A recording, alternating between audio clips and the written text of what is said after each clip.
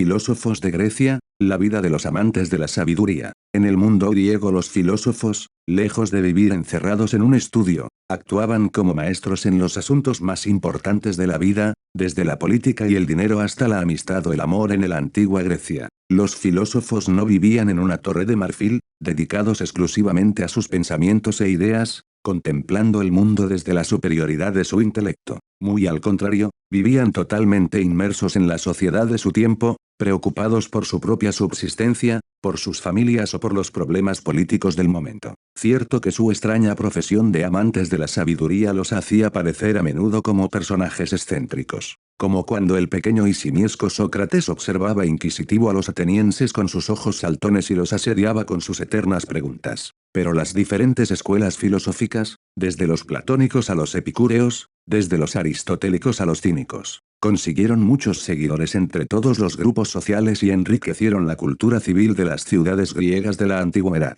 Algunos de los primeros pensadores de la antigua Grecia fueron unos solitarios acérrimos, lo que les dio una fama ambivalente, a veces admirativa, otras despectiva. Por ejemplo, se cuenta que Pitágoras se encerró en una cueva y que cuando salió, flaco y macilento, gritando que volvía del infierno, todos vieron en él algo divino. En cambio, cuando el filósofo Empédocles se arrojó al volcán Etna para hacer creer que se había convertido en Dios, la fuerza de las llamas echó fuera una de sus sandalias, lo que hizo que el pueblo sonriera ante la grotesca ocurrencia del filósofo. De la misma manera, en una ocasión una anciana sacó de su casa a Tales de Mileto para que le hablara de las estrellas y éste, al dirigir su mirada hacia el cielo, se cayó en un hoyo, cuando el dolorido Tales pidió ayuda. La vieja acudió muerta de risa y le soltó: «Ay Tales, ¿pretendes conocer lo que está en el cielo, cuando ni notas lo que tienes a tus pies?» De boxeador a filósofo. A juzgar por estas historias puede parecer que los filósofos griegos preferían vivir en un exquisito retiro del mundo. Platón, por ejemplo, levantó la academia en un bosque suburbano de olivos sagrados, al que se llegaba por un camino dulcemente umbroso entre templos, fragantes jardines y mansiones de la clase alta. Próxima a la academia platónica también estaba la escuela de Epicuro, el jardín, un pequeño huerto irrigado por las aguas del Erídano, y el liceo, la famosa escuela fundada por Aristóteles. Estaba igualmente establecido en un gimnasio a las afueras de Atenas, con el célebre pórtico donde el filósofo y sus alumnos paseaban durante sus largas discusiones. Muchos de estos filósofos eran de orígenes humildes y su vida fue, al principio, muy dura. El estoico Cleantes de Asos, por ejemplo, antes de predicar la serenidad del alma ante los golpes de la vida se ganó el sustento como púgil y luego, cuando se fue a estudiar a Atenas con solo 4 monedas en el bolsillo, tuvo que trabajar como aguador para poder sobrevivir. El filósofo Teofrasto, que sucedió a Aristóteles al frente del liceo, fue hijo de un pobre batanero de Éreso, en la isla de Lesbos,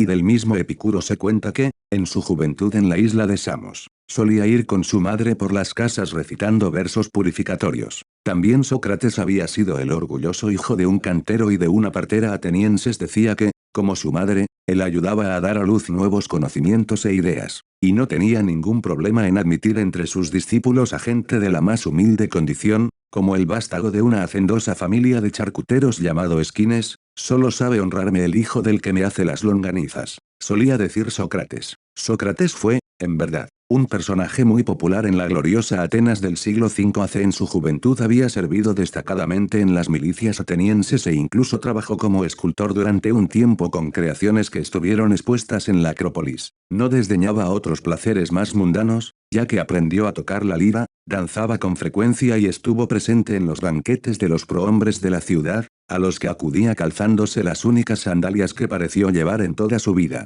pues normalmente iba descalzo. Sócrates también participaba asiduamente en las asambleas, y no dudaba en mostrar su parecer incluso en contra de todos los demás. Se ganó así la envidia de muchos de sus conciudadanos, hasta el punto de que en el año 399 a.C. se le acusó de corromper a los jóvenes y fue obligado a suicidarse. El irreverente Diógenes. La creciente inestabilidad política de las ciudades griegas en el siglo IV AC provocó respuestas dispares entre los filósofos. Platón marchó de Atenas tras la muerte de su maestro Sócrates y recaló en Sicilia, donde las cosas no le fueron mejor con el tirano Dionisio de Siracusa, que llegó a venderlo como esclavo. De vuelta a Atenas, compró la finca de la academia y allí empezó a fraguar su mundo de las ideas, en el que la realidad es inmaterial y eterna, a diferencia del mundo terreno en el que la realidad es material y corruptible y en el que, Según Platón, se había corrompido la idea del bien. Otros preferían entregarse a los simples apetitos del propio cuerpo, como predicaba el hedonista Aristipo.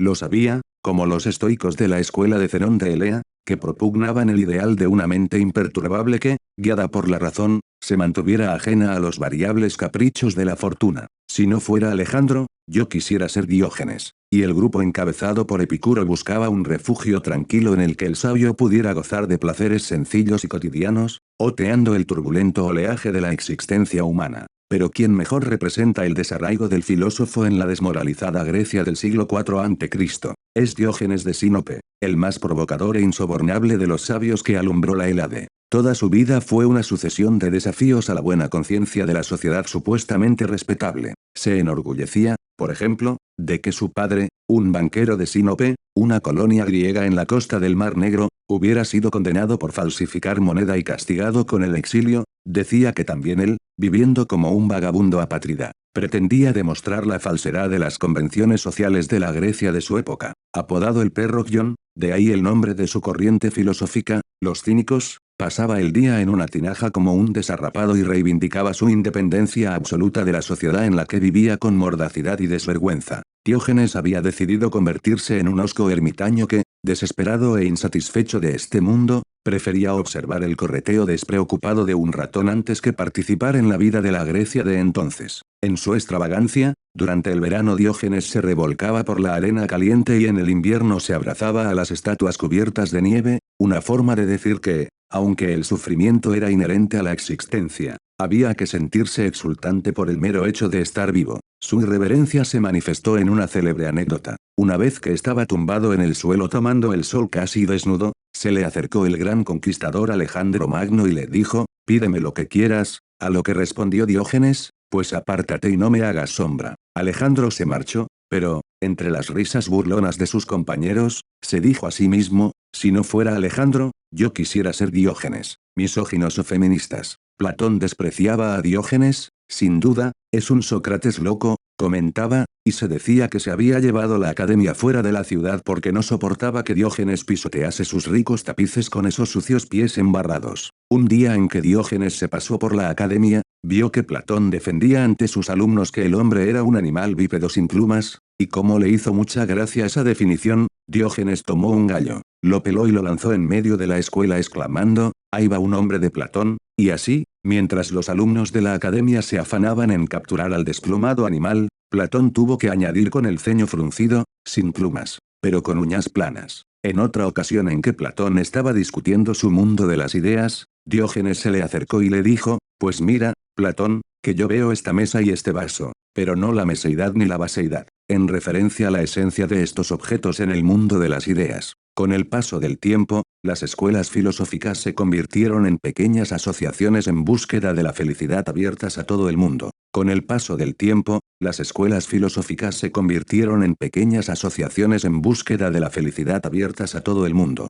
Filósofos como Epicuro incluso admitieron en sus escuelas a esclavos y algunas mujeres. La condición de las mujeres y las relaciones que debían mantener con ellas dieron lugar a posturas encontradas entre los filósofos de la Grecia clásica. Algunos mostraban una misoginia visceral, como el cínico Diógenes, que exclamó, al ver a unas mujeres ahorcadas en un olivo, «Ojalá que todos los árboles dieran este fruto». En otra ocasión, una meretriz aseguró al filósofo Aristipo que estaba encinta de él, pero éste le espetó, «Tanto sabes tú eso como con qué espina te has pinchado cuando caminas por un campo lleno de ellas». Y como la mujer le reprochara que fuera a exponer a ese hijo como si no lo hubiese engendrado, Aristipo la atajó desabrido, «También criamos piojos, y bien lejos que los arrojamos». Jantipa Mirto Arístides el justo Creits de malos. Otros filósofos, en cambio, se casaron y formaron una familia, aunque la relación que tuvieron con sus esposas distara de ser armoniosa. Por ejemplo, Sócrates había dicho del arisco carácter de su mujer que, tras sufrirlo, le resultaba más fácil tratar a las demás personas. Pocos saben, sin embargo, que Sócrates estuvo, a la vez, con otra mujer llamada, hija de. Algunos también tuvieron hijas a las que educaron esmeradamente y, además, como el filósofo estoico, las casaron con sus discípulos para perpetuar así la labor de su escuela aunque les daba 30 días de prueba. por si se arrepentían. En el pasado, Pitágoras también había educado a su hija Damo y le había legado a su muerte sus obras con la orden de que no se las confiara a nadie que no fuera de la familia. Ella había cumplido escrupulosamente esta última voluntad. Pudiendo vender estos libros, no quiso hacerlo, prefirió vivir en la pobreza y en soledad a todo el oro del mundo con tal de vivir acompañada de los preceptos de su padre. El último día de Epicuro. Leer los testamentos de los filósofos es también una forma de acercarse a su vida cotidiana. En ellos, además de fijar el porvenir de sus escuelas, se mencionan las haciendas y los esclavos que poseían, su ajuar doméstico y sus reliquias familiares.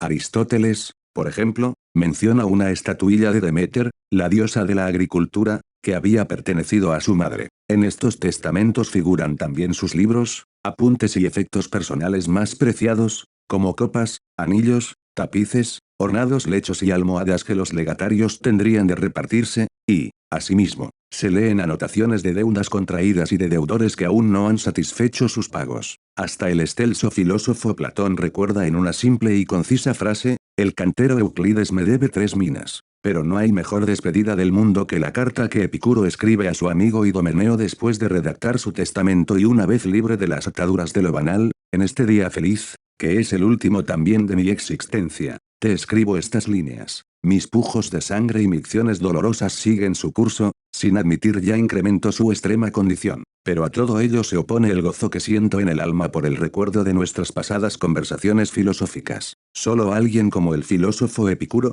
que murió sufriendo intensamente por los dolores de un cálculo renal, pudo inventar felicidad semejante, la felicidad de unos ojos ante los que, por fin, se va calmando el arbolado mar de la existencia y que contemplan serenos su superficie iluminada en el ocaso, mientras se evoca lo más importante de una vida, la amistad y el conocimiento.